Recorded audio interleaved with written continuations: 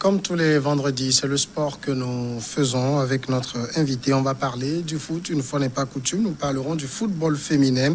Le mondial 2023 sera conjointement organisé par l'Australie et la Nouvelle-Zélande. On ira aussi du côté de l'Espagne avec Vinicius qui a véritablement éclos, qui a fait passer donc le Real en tête du championnat. Nous parlerons aussi de l'Angleterre, le sacre de Liverpool 30 ans après son dernier titre, et puis le PSG qui reconnaît que 3 joueurs ont contracté le Covid-19 mais ne sont plus contagieux. Voilà le menu, nous en parlons tout de suite avec Michel Takpa. Bonsoir Michel. Bonsoir Samuel, bonsoir à tous.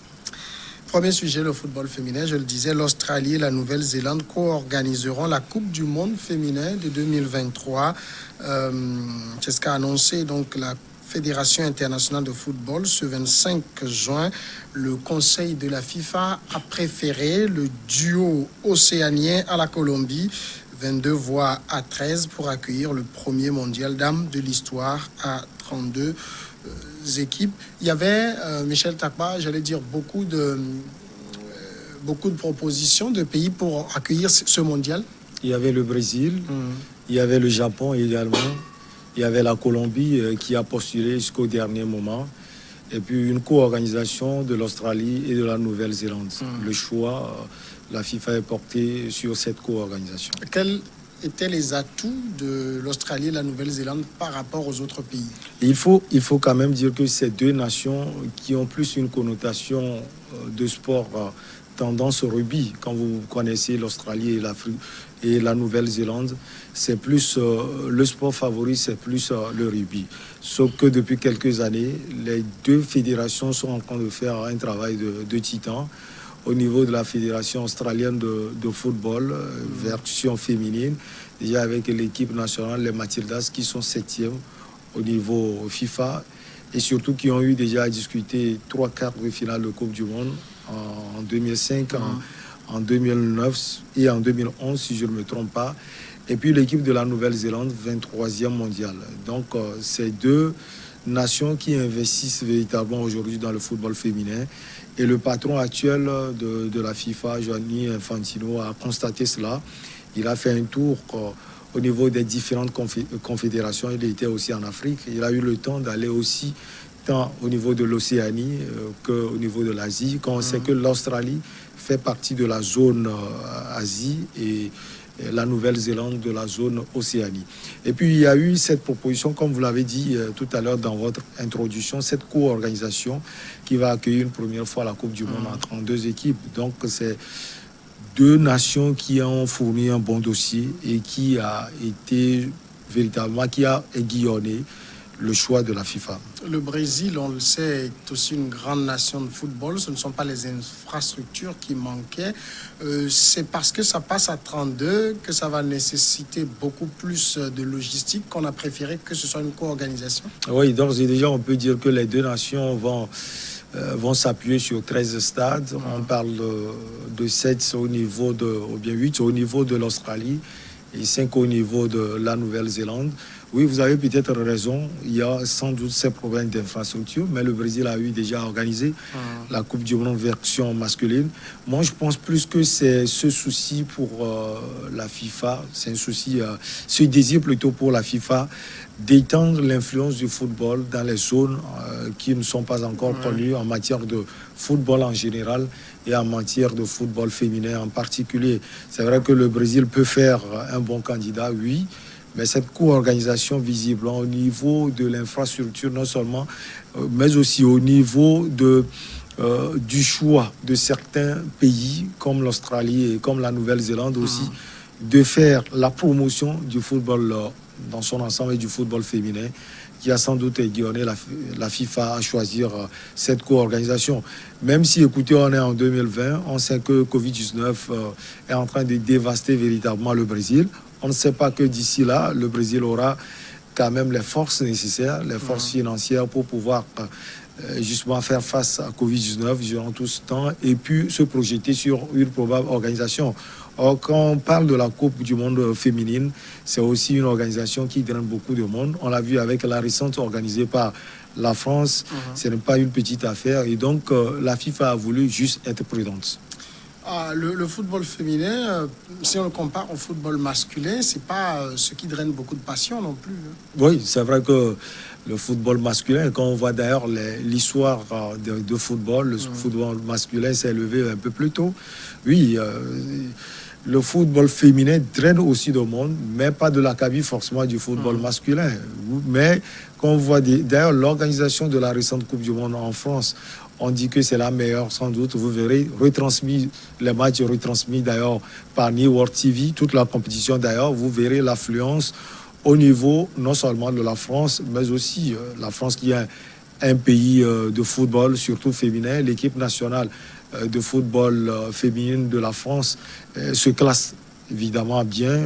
Elle était quart de finaliste avec de bons joueurs, de bonnes joueuses d'ailleurs, et puis une compétition réussie. Et donc on peut dire par rapport à l'organisation là que voilà, le football féminin aussi draine beaucoup de monde, mais forcément pas de l'acabit de celui masculin. Alors on parle là-bas du Mondial 2023. Mondial, donc c'est toutes les nations, enfin tous les continents qui sont concernés. En Afrique, est-ce qu'on a des références en matière de football féminin?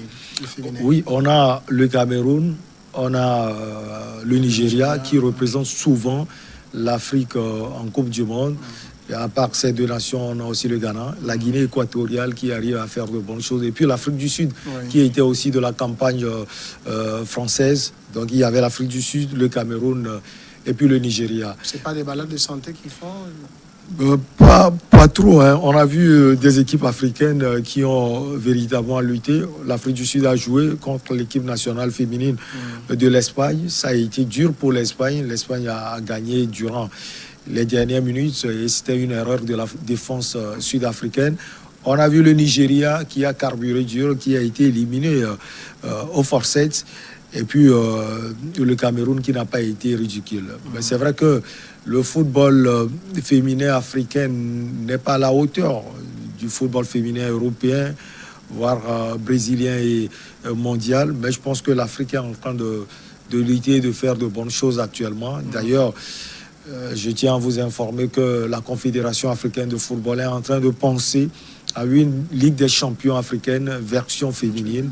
Je pense que ce sont des moyens pour rehausser le niveau du football féminin africain. Au plan mondial, quelles sont les équipes, quels sont les pays qui tiennent la barque?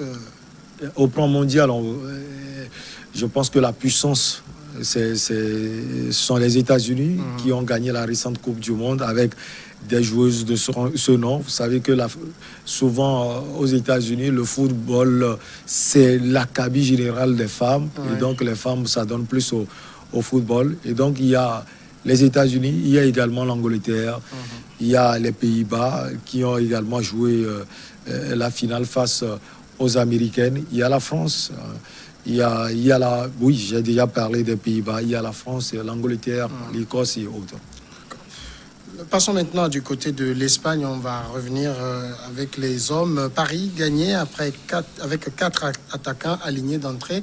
Zinedine Zidane a encore convaincu et a permis au jeune Brésilien Vinicius, âgé seulement de 19 ans, d'offrir la première place au Real Madrid après une victoire 2-0 contre Majorque mercredi pour la 31e journée de Liga. D'abord, est-ce que Majorque était un adversaire, j'allais dire plutôt coriace pour le Real, ou c'était simplement jouable? Quand on voit le poids des deux formations, je pense que le Real est au sommet. Le Real, ce n'est pas une petite formation qu'on peut comparer aujourd'hui à Majorque, mais il faut quand même dire que le championnat espagnol est un championnat réputé où les petites formations peuvent venir gêner les grandes, le Real, le Barça, l'Atlético Madrid, les clubs andalous, Séville et autres à domicile. Et donc ça n'a pas été un match comme du beurre pour le Real Madrid. D'ailleurs, le Real a pris un peu de temps avant d'ouvrir le score par le truchement de Vinicius Junior,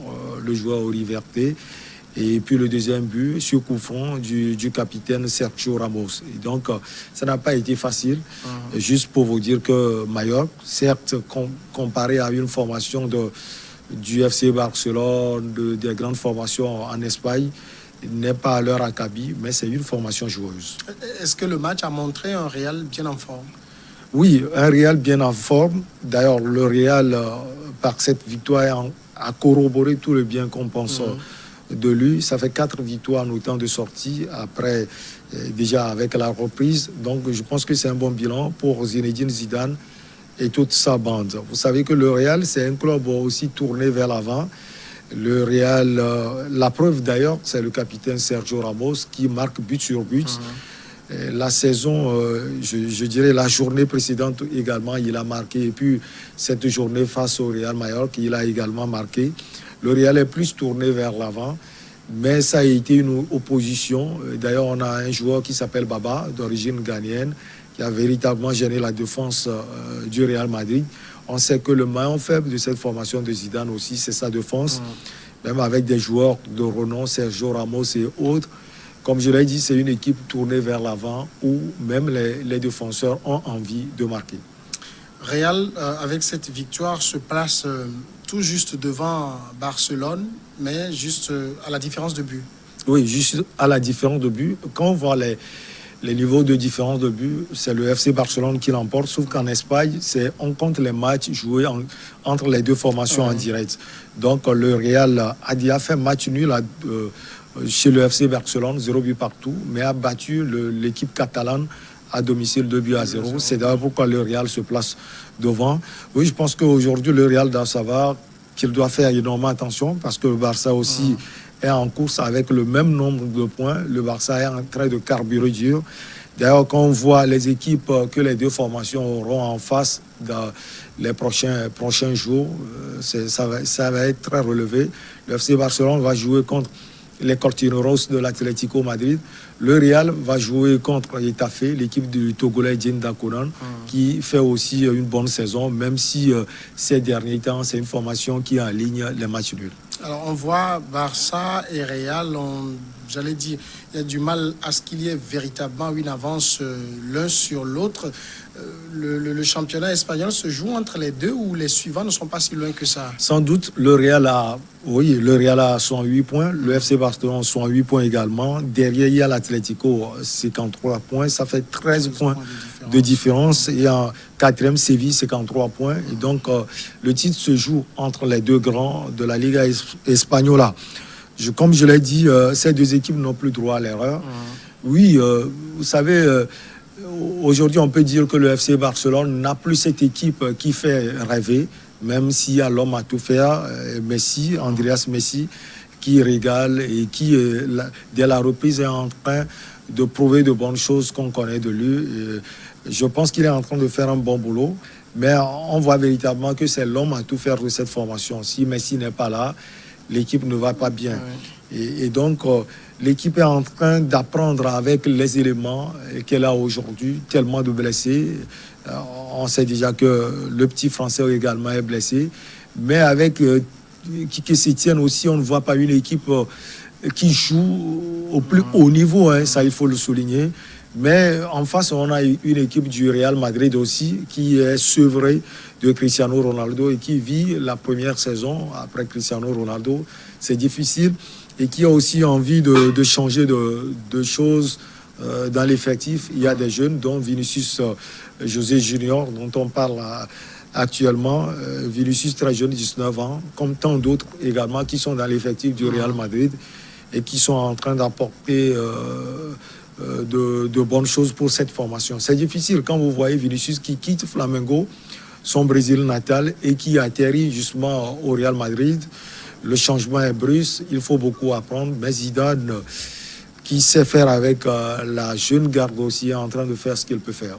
On sait que Vinicius, c'est aussi l'étoile montante.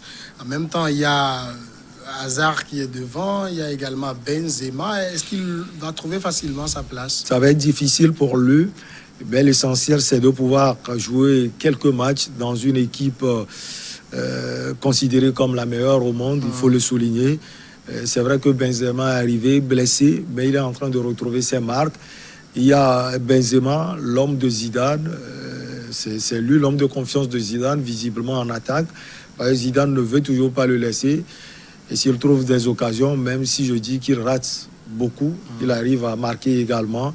Et donc, l'attaque est dirigée aujourd'hui par Benzema. et puis Eden Hazard. Mais Vinicius, pour certains matchs, je pense, aura l'occasion de confirmer tout le bien qu'on pense de lui. D'ailleurs, il a marqué 3 buts en 23 sorties en Liga Española. Il ne joue pas forcément en tant que titulaire, mais qu'on voit le match qu'il a livré contre les Catalans du FC Barcelone lors du Classico retour dans la maison du Real avant Covid-19, on dit c'est un joueur qui a de l'avenir. Et moi, je pense qu'il a tout pour pouvoir plaire. Il a de la vitesse dans le jeu, il a de l'intelligence, de la technicité. Il reste quelques carences plutôt, quelques déchets à corriger. Je pense que plus les journées passent, il est en train de les corriger et plus le temps va passer, il sera un grand joueur.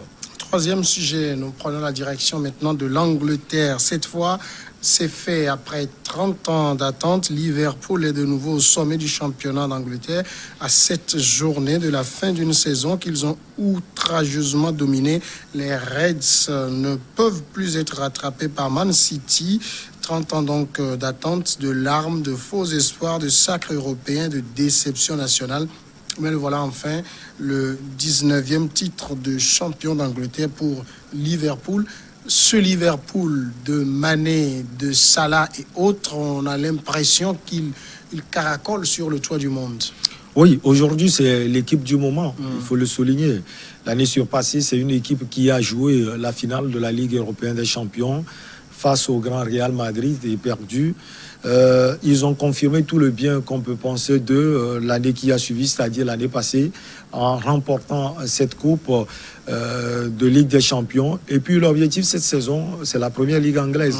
C'est vrai qu'au départ, ils étaient sur plusieurs tableaux. La Ligue des Champions au niveau européen, il y a aussi la première Ligue anglaise et les différentes coupes au niveau national. Mais l'objectif était visé sur la première Ligue anglaise. Et d'ailleurs, vous l'avez dit, ça fait 30 ans.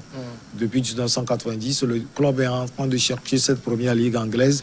Je pense que cette saison, c'est une saison à ne pas rater. Et d'ailleurs, quand Covid-19 a été invité au niveau des différents championnats européens, Liverpool, et surtout par le biais de son coach Jürgen Klopp, s'est posé véritablement beaucoup de questions. On se dit, si on annule le championnat, là, on peut dire sans embâille et sans détour que Liverpool est maudit, puisque l'année passée, Liverpool avait raté ce sacre de près face aux Sky Blues de Manchester City. Et cette saison, je pense que c'est la saison où on a pris le temps de corriger les lacunes, non seulement au niveau de la défense, avec des joueurs de renom, de classe internationale, mais aussi au niveau du milieu de terrain et surtout de l'attaque avec Sadio Mané, avec Mohamed Salah, 2 Africains, et puis un Oriverde qui est Firmino, qui ont montré de bonnes choses. Un milieu qui n'est plus à présenter, Wijnaldum et quelques joueurs. Je pense que c'est l'année de Liverpool, surtout au niveau de la première Ligue anglaise, quand on sait qu'en Ligue des Champions, ils ont été éliminés par les Cortironos de l'Atlético Madrid. 30 ans, ça a été quand même long. On sait que Liverpool, ce n'est pas une petite équipe. Comment on explique cette si longue attente ? Oui, ça s'explique par la domination de certains clubs au niveau de la première Ligue anglaise. Manchester United, on connaît l'histoire de ce club avec Sir Alex Ferguson, qui avait mis sa main, si on peut le dire, sur le football anglais depuis des années. Après cela, il y avait aussi l'époque, si on peut le dire, des Blues de Chelsea, avec l'investissement de leur président, Roman Abramovich, et de certains clubs comme Manchester City aussi, qui ont investi véritablement dans le football moderne. Et donc tout ça là, on peut considérer que ça a apporté un coup attentatoire à ce club identitaire qui est Liverpool.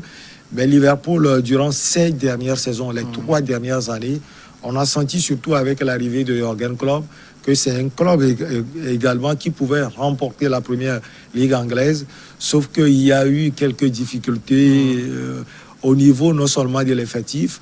Il a pris du temps et pendant 5 ans, il a su bâtir une équipe et je pense que c'est l'année de Liverpool. Et voilà, ça risque de continuer parce qu'il est en train de penser également encore à d'autres joueurs. On parle du Sénégalais Koulibaly pour renforcer la défense de Liverpool, le joueur de Napoli, de la Série A italienne. Et puis on parle de certains joueurs qui vont arriver, renforcer l'équipe. Et tout ça là nous dit que Liverpool a de lourdes ambitions, mettre sa main véritablement sur la première Ligue anglaise et pouvoir rebondir et surtout avec puissance en Ligue européenne des champions. C'est presque une saison sans faute ce que Liverpool a fait aujourd'hui, 23 points d'avance sur son suivant immédiat. C'est aussi, enfin, on peut dire que Liverpool est en grande forme, mais en même temps, Man City et autres, ce n'est plus la grande forme ou comment? Oui, Man City, ce n'était plus la grande forme. Tout ce que le jeu que déroulait la bande à Pep Guardiola, ce jeu est connu aujourd'hui. Vous savez, au niveau de la première ligue anglaise, on est plus habitué à ce jeu étrange de Pep Guardiola, un jeu qui n'est pas habitué aux réalités de la première ligue anglaise. Il l'a fait la première année, la deuxième année, maintenant pour la troisième année. Liverpool sait que, voilà, on s'est cogné par rapport à ce jeu de Pep Guardiola. Les années qui sont passées, il va falloir corriger le tir. Et donc, au niveau de Manchester City, j'ai compris que tout le monde est habitué à leur jeu.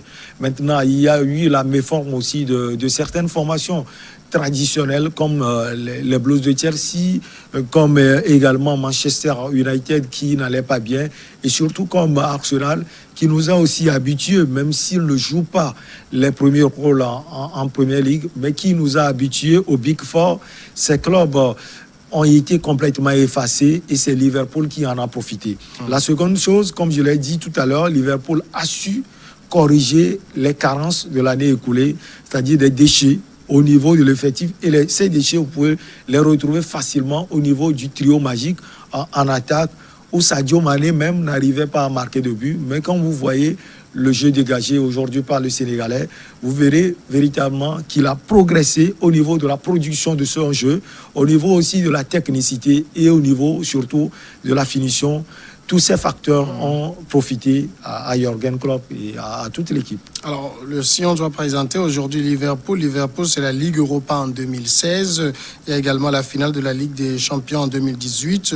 Il était au sommet du toit européen en 2019 et donc la tête du championnat anglais cette année, tout leur réussit. C'est sur la durée, ça peut continuer comme ça ou bien finalement c'est un rêve qui, ça va être un conte de fées dont on va se réveiller. Il y a eu aussi la Coupe du Monde des clubs et je pense qu'aujourd'hui il appartient à Jürgen Klopp de pouvoir continuer tout le bien qu'on pense non seulement de lui individuellement mais aussi de toute l'équipe.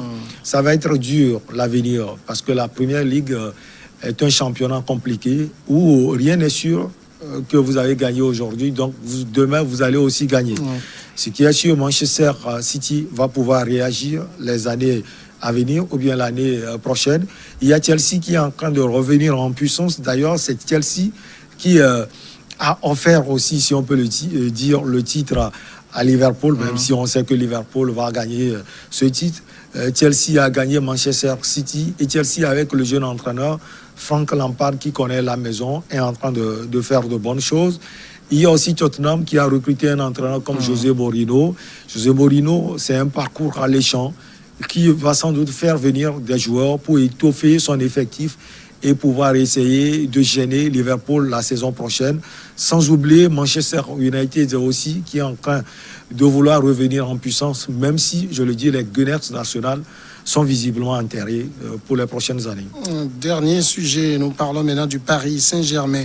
Les tests de dépistage PCR et sérologique ont permis de détecter 4 cas antérieurs de coronavirus au sein du Paris Saint-Germain, dont 3 joueurs qui ne sont plus contagieux aujourd'hui. C'est ce qu'a annoncé mardi le club français. Ces personnes avaient présenté les symptômes pendant leur confinement alors qu'elles n'ont pas eu de contact l'une avec l'autre. Ils ne sont donc aujourd'hui plus contagieux et on ne connaît pas leur identité. Non, le club a refusé de donner leur identité. Tout ce que le club a dit, c'est que ces 3 éléments ne font pas partie de l'équipe des grandes stars, c'est-à-dire Mauro Icardi, Neymar et autres.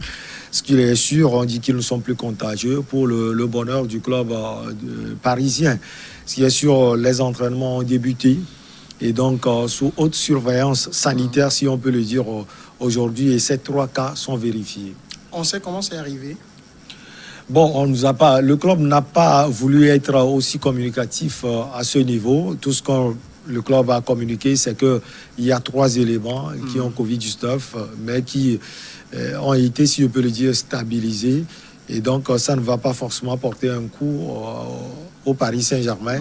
Et le club a dit officiellement que les entraînements ont commencé. Quand on suit quand même très bien la communication du PSG, bon, c'est pas des cas si alarmants que ça, finalement. Oui, ce ne sont pas forcément des cas si alarmants.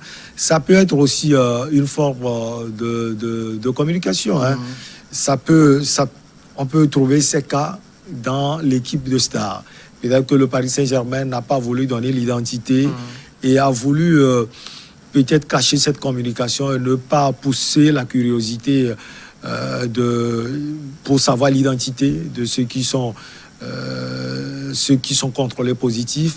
Mais ce qui est sûr, c'est que ces cas seront vérifiés et seront surveillés, surtout avec une certaine maestria pour ne pas porter un coup à l'effectif.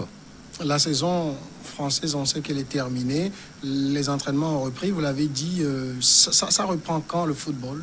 Oui, ils n'ont pas encore déterminé, mais je pense que d'ici la fin du mois d'août, le début du mois de septembre, comme le championnat français a l'habitude de le faire, le championnat, la Ligue 1 française va commencer.